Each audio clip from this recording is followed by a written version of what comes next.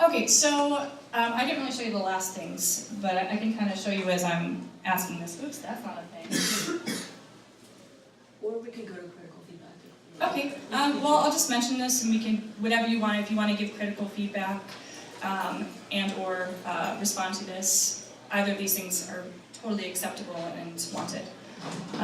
So another thing that I'm doing while I'm in the Bay is I'm making smaller like art toys and prints and things that I can actually distribute to the public through things like Patreon or online purchases. And this allows me to get my art out into the world, bring money in, and like utilize my ideas so they're not just sitting there like the last series did.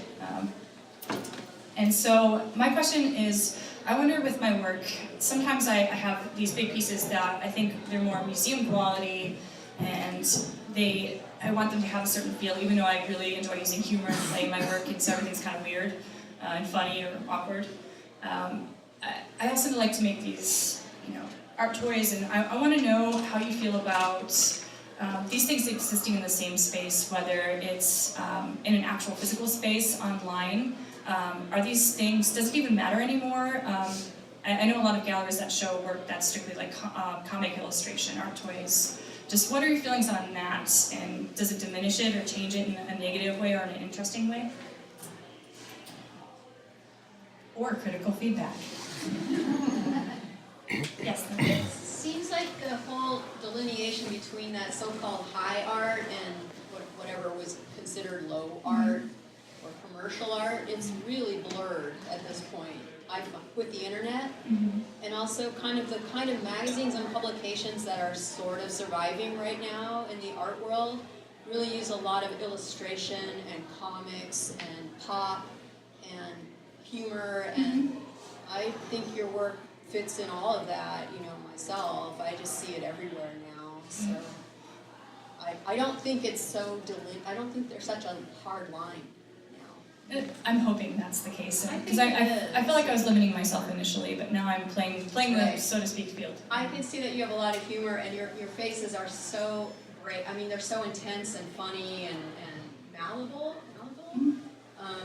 But I just noticed there's a lot more galleries doing themes like cuteness and anime and all kinds of things that you never would have seen maybe 10 or 12 years ago even. And so, I don't know. I think you're on a good track for today's world.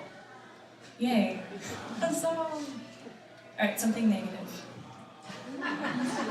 2 more minutes. 2 more minutes to tear me up. I'll try. So, I hesitate to say this because it might be more revealing of my own conditioning and perception, but the faces all look male to me. That's very interesting. And of the same age. So I wonder if that's... I love that comment / often question I get is, are they male or female? I utilize androgyny unless I'm specifically referencing gender. And what's funny is these are all modeled after my own face. So I look in the mirror and I make these faces, and that's how I sculpt these or draw these. So I do, what's funny is I do feel in some way they're more male. I don't know if that's like the male component of me coming out, or if there's even a distinction.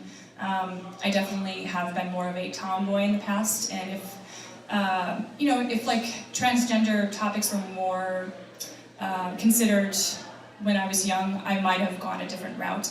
I'm very glad for being a woman and a strong woman, and I think maybe just because of my anger about the unfairness of like what men can do, what they're supposed to do, what women are supposed to do, maybe that comes out as male, because I'm looking at myself in the mirror. So I think we have time for one more comment. I just thought it was very interesting how I couldn't decide whether I wanted to cuddle them or like be really, really gross. Yes. And I just found that very interesting because kids' toys now are disgusting. And when I was a kid, I did not want like gross things. I find that very That's something that I actually purposely play with, is the idea of repulsion and attraction.